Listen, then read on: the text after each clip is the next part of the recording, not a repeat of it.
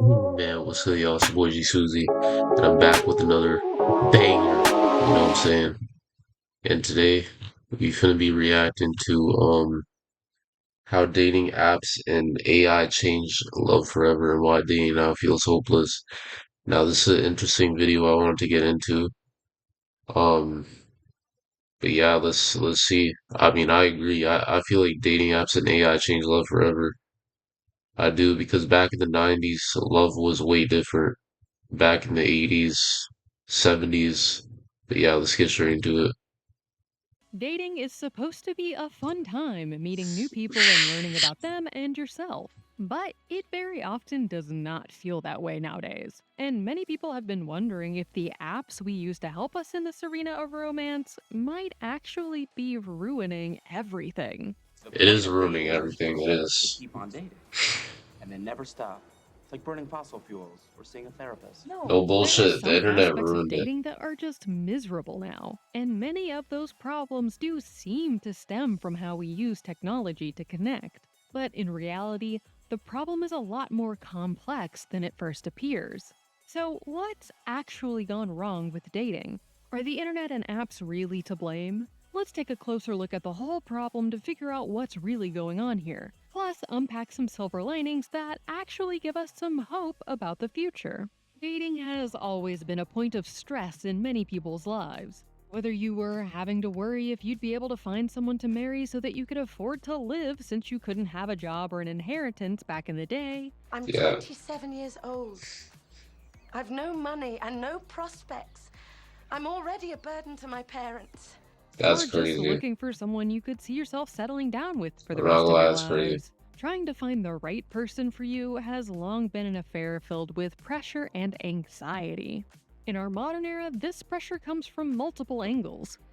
We have to expend so much time and energy just to be able to pay rent and buy groceries. And then we're told that we should also constantly be improving and elevating ourselves and our careers. And then, on top of all of that, we're also supposed to be on the hunt for the love of our lives. We're told that we shouldn't have to settle, but also we shouldn't ask for too much. Even the act of dating itself has grown stressful and awkward in new ways. As we've lost Facts. access to third places and communal settings, our pools of real life options have whittled down to pretty much just our friends' friends and our coworkers. And many of us work from home. With the rise of modern problems have come modern solutions. But while our specific problems might feel new, the basic problems at the heart of dating have actually been something people have been struggling with But I'm not gonna lie, I don't even trust dating. I don't really trust it. and attempting to fix for a long time. Trying to find ways to date people outside of your existing circle without just standing around and hoping you might run into the one at the grocery store isn't a new phenomenon at all. From sending portraits of yourself to someone you were hoping to woo, to putting personal ads in newspapers, the first was published all the way back in 1695. People have been continually 1695 is searching for new crazy. avenues to find the one. In our modern era of the internet, that meant the rise of dating sites and then eventually dating apps. Well, we haven't actually met. We just stayed up all night talking on the internet. Woohoo! Geek! You might be surprised to learn just how far back using computers to find love actually goes. The first computer dating service in the US, Operation Match, was launched in 1965. Participants would fill out 1965, man. Damn. paper questionnaires, which were then fed into a computer, which would match them with 5 potential suitors. The version of online dating that we're more familiar with cropped up in the 1990s, first with Kiss.com and then sites like Match.com and Yahoo Personals. Romcom You've Got Mail is an iconic memento of this era. It follows rivals independent bookshop owner Kathleen and Megacorp bookstore owner Joe as they unwittingly fall in love after meeting each other in an anonymous AOL chat room. I pretend that we're the oldest AOL and chat dearest room. friends What as the opposed fuck to is who we that? actually are. People who don't know each other's names and met in a chat Is room that a where we both claimed we'd cybersecurity never been chat before. room? That's Between definitely AI those, chat much of room, our not gonna internet lie. usage had begun shifting to apps on our phones, and dating sites followed suit with the launch of apps that would go on to dominate the space, like Tinder, Hinge, and Bumble. It's kind of like Tinder. Dyson Tinder. I've been to those bars. They're downtown, right? Dice is a dating app. Dating app. It's not for you. What? According to a 2023 Pew Dice study, is a around dating app. 53% What? of people ages 18 to 29 and 37% of people aged 30 to 49 say they've used a dating app. Around 10% of adults in relationships overall say they met their partner on an app, but that shoots up to 20% for people aged 18 to 29. But nearly half of respondents said that their experience on the apps has been somewhat or very negative. In fact, over half of the women surveyed reported negative experiences. These modern sites and apps do feel like double-edged swords. On the one hand, they do give us the opportunity to seek out and date more people than ever before. People we likely would have never even met otherwise. So, how's your date with your cyber chick going? What does she mean by HH? It means we're holding hands. Since so many people are so online, it can even feel more comfortable to chat with someone in the digital realm first before meeting up in real life. I would send you a bouquet of newly sharpened pencils if I knew your name and address. On the other hand, this not knowing has its charms. Both because it can take some of the pressure off, and because it gives you the opportunity to look them up beforehand. Well, see, I'm not gonna lie. Dating online is the worst mistake you can make because, bruh, you can like, it doesn't even have to be a female that's texting you. It could be a whole nigga texting you, and he has a female profile picture. You know what I'm saying? So. A surprise? I don't like that. I'm just gonna go for it. Girl, you all digmatized and I haven't even seen this dude. While meeting up with people from the internet has become way more normalized than it was in past decades, that doesn't mean that the problems have totally disappeared. There's of course the issue that can happen with any kind of dating, getting stood up, but with online dating, it can feel even more daunting because you already have made some kind of connection with this person. So if they do flake, you wonder if it's because of something more superficial. What if he showed up, he took one look at me and left? Not possible. And of course, there's also the reality of stranger danger. Nearly 60% of women surveyed said that they still felt that meeting people from dating apps wasn't particularly safe. There are also long-standing issues with discrimination on the apps, both embedded in the algorithms and in the choices of the users. On a date with someone who isn't your type. They're just not like you. What does he mean, not like you? As the apps have become more ubiquitous parts of our lives, some people have taken a more cynical approach toward them. More of a means to match with as many people as possible rather than really attempting to find any sort of connection. It sometimes feels like it brings out people's worst tendencies: flakiness, shallowness, seeing others as secondary characters in their stories, etc. It's all about split-second decisions, okay?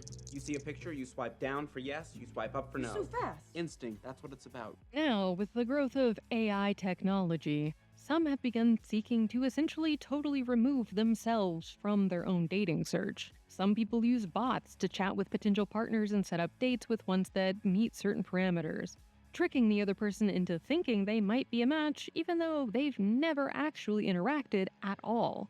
And some are taking this to a particularly ridiculous extreme. Take the recent ad from Cluely, an app created by a guy who used AI to cheat on job interviews, and now wants to use it to help people cheat on everything in their lives, including dating. An ad for the app shows him struggling it's through a fucking date as crazy. the AI listens to her trying That's to have a normal insane. conversation with him, and comes up with lies for him to tell her in an attempt to make her like him. So bleak. There have been growing problems with the apps themselves, too. Ever since we've met, this world has been toying with us. It's trying to keep us apart. The vibe on many has shifted as the app's owners realized that if they created too many happy couples, there might not be enough single people looking to use their app to be able to boost numbers every quarter, which is apparently the only thing that Facts. matters anymore. As Greg Rosowski put it in a piece for Planet Money, they are for-profit tech companies that want to attract as many users as possible and inevitably make money from them. But at the same time, true success for their users, at least for the large population looking for more than just hookups, means that they find love and get off the apps. For each successful match, the dating app loses not just one, but two customers. To keep people locked into the system and spending more money, many of the apps have paywalled integral features, like how many swipes you get per day. And there's also been a greater attempt to gamify the entire process. While the earlier sites were I just feel like I just feel like dating apps, bro. They're just not it. Online dating is not it. Cause there'll be a lot of scammers on dating apps too. Like it's like the scammers on the dating apps literally could get someone killed, bro. No bullshit. It gets that serious. So like that's why I guess you can't trust it. Even though I do have a dating app, Yubo, but bro, them females are bots. I'm not gonna lie, them females are bots. Like I don't really respond to them, bro. No, I do respond to them, but it's like, bro, they don't even answer. So you feel me? essentially just creating a profile and But I looking should for delete people the to app click with though. No you. bullshit. Now, dating apps have taken on almost I a should delete it. gambling-like quality. Leah Worthington wrote for National Geographic, "The possibility that the perfect match is just one swipe away can be irresistible." Elias Habujade, a clinical professor of psychiatry at Stanford, says dating apps give users a rush that comes from receiving a like or a match. Though the exact mechanisms at play are unclear, he speculates that a dopamine-like reward pathway may be involved. So, with all of that being said, what does the future of relationships look like? While the apps certainly have their fair share of problems, they do have upsides too.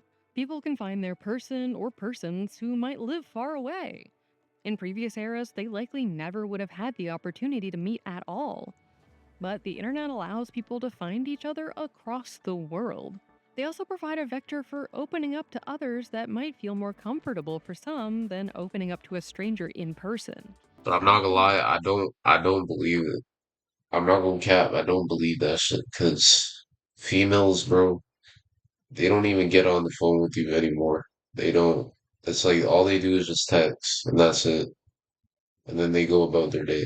You feel me? Like dating has changed so much.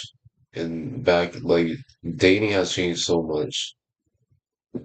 Legit. This form of It's communication not the creates same people anymore, more bro. likely to talk about nothing than something, but I just want to say that all this nothing has meant more to me than so many Girls don't somethings. even want to get on the And phone, while bro. the apps have accelerated They the don't even want to problem get of on some people FaceTime, bro. always looking for their next best thing, it does also have the positive side that it can help people in bad relationships realize that there are other fish in the sea. They don't have to stay in a relationship where they're unhappy just because they're worried that there's no one else out there. Of course, the apps are not the end-all be-all of dating. As people have continued to grow tired of the apps, many have begun turning back to trying to find people offline. CNN has noted, for example, a comeback in speed dating. Maxine Simone Williams, who started We Met IRL, told CNN, "With speed dating, you still meet people you wouldn't normally meet, but you actually get to interact in person as opposed to swiping or texting for weeks on end." Others have gone back to using more old school versions of computer connections, so-called date That's what I'm me-offs, saying, bro. in which Like, people fill the this dots with online shit is information not about it themselves game. and the kind of partner or This partners they're online shit, looking like, for, I'm are essentially just a getting modern off you, version of those bro. original No Operation Match bullshit. forums from the 60s. Many people are also just more happy being single now, or orienting their lives around different kinds of relationships. I don't care if you end up with anyone or get married or whatever. I just want you to be happy. I am happy. I'm making a difference. I've got great friends. According to a 2019 Pew study, only around approximately 20% of people felt that marriage was essential to living a fulfilling life. And only But see, I'm not gonna lie, bro. I'm not gonna lie, bro. Like, staying single is peaceful, bro. This shit, it is peaceful. You don't gotta worry about nothing, bro. Like, I don't know, like, bro, it is peaceful though. No bullshit. around 28% felt that being in a committed romantic relationship was key. You know, marriage doesn't guarantee a happy ending, just an ending.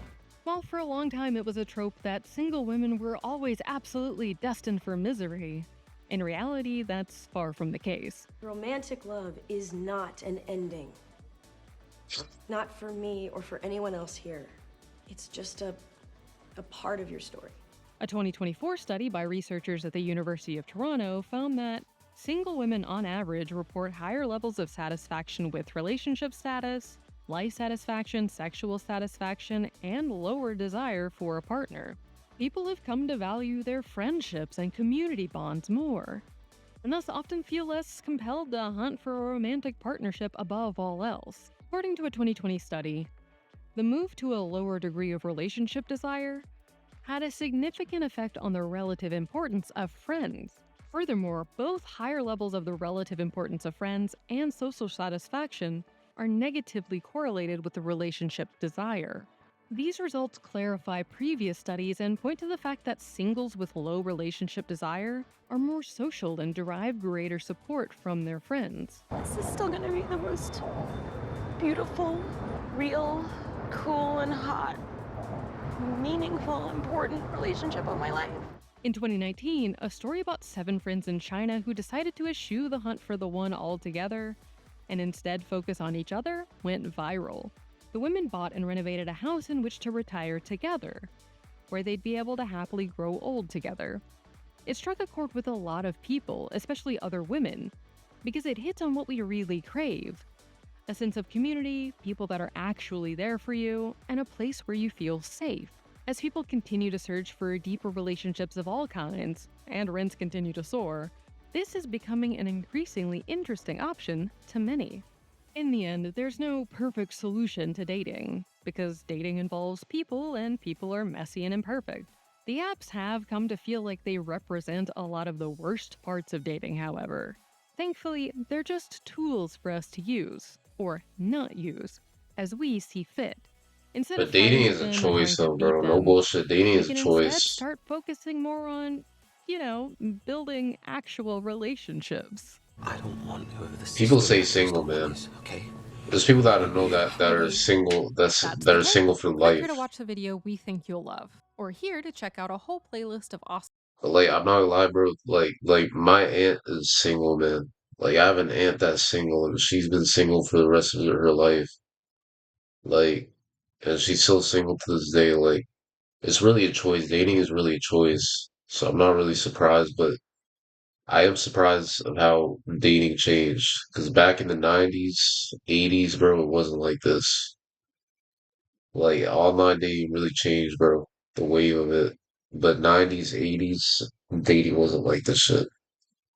I know that for a fact, bro. Even though I wasn't born in the 90s, I know from I mean, I know from the old heads telling me about dating and stuff like that back then, bro. Feel me? But nah, let me know y'all thoughts on this video. Make sure y'all like, comment, subscribe, and share this video. And we out, bro.